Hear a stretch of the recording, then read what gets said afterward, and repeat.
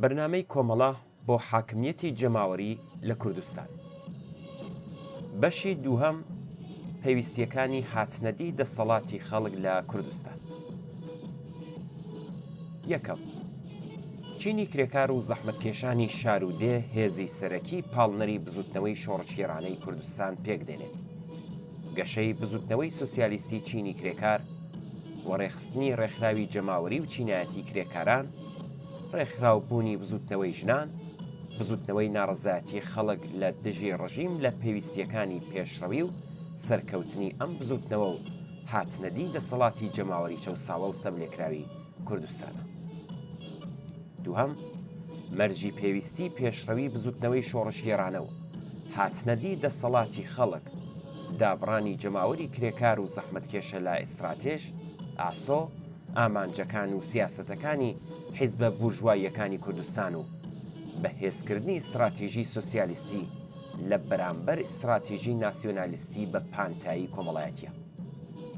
ئەنجامدانی ئەم ئەرکە گەورەیە لە گرەوی ڕۆشنایی تێگەیشتنێکی ڕوون لە ئامانج و بەرنامە بۆ ئاڵوگۆڕی ڕاستەقینە لە بوارە جۆراوجۆرەکانی ژیانی کۆمەڵایەتی خەڵکی کوردستاندایە.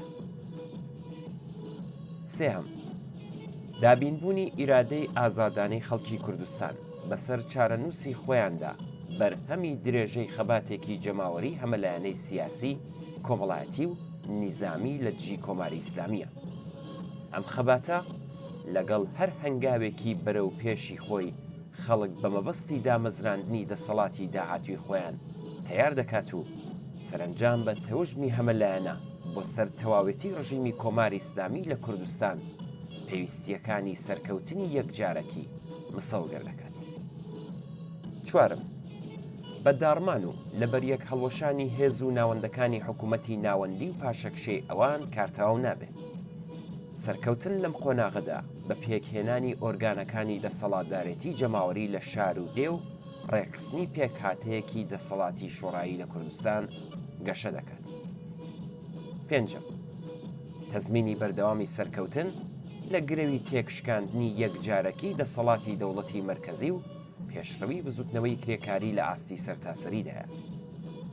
ساناترین و هەموارترین ڕێگای پاراستنی دەستکەوتەکانی بزوتنەوەیەکی شۆڕشگێڕانەی سەرکەوتوو لە کوردستان لێک هەڵپێکرانێتی لەگەڵ شۆڕشێکی سەرتاسەری لە ئێراندا.